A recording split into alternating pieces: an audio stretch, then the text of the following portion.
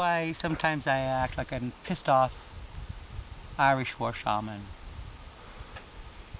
This is a story of Darwin, and it's a story of Stalin, and it's a story of a scientist who wasn't allowed to pursue his interest of selective breeding. And I heard this thing on NPR one time, even. It's a beautiful story, how to domesticate the fox. And what you do essentially is to domesticate the fox is you start having puppies. And whenever the kits come, you put them in a room and you walk in there, and if they squeal and snarl and hiss at you, well, you raise that one up for fur and you clothe those Russians well. But if that thing rolls over and pisses for you like a little puppy, well, you pull that one out and you start breeding that one.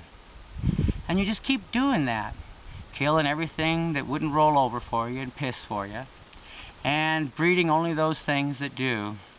And in this process you domesticate a fox in 10 generations. Now in civilization you see them coming to this land here, and those that would stand up to them, every one of them slaughtered in this process of domesticating the human. You slaughter it and you slaughter it and you slaughter it, and you do the same thing. Selective breeding for only those things that submit, only those things that hang around the fort, only those things that want to make a treaty. Everything that stands up to you, you slaughter them. And you do this generation after generation until you feminize and you juvenilize the whole civilized population. You know, that's why I think it's a little bit strange if somebody would ask me why I'm a tranny. How is it you can walk with me through this whole process of domestication and wonder how it is that I could be your boyfriend after many, many generations of slaughtering everything in my family that would ever stand up to you? That process of feminization and juvenilization forced down my throat till I'm sick of it. I've been under it long enough, and now they're all upset because now I'm over it. And my friend Sadah taught me the difference. And I love him for that too, and much more.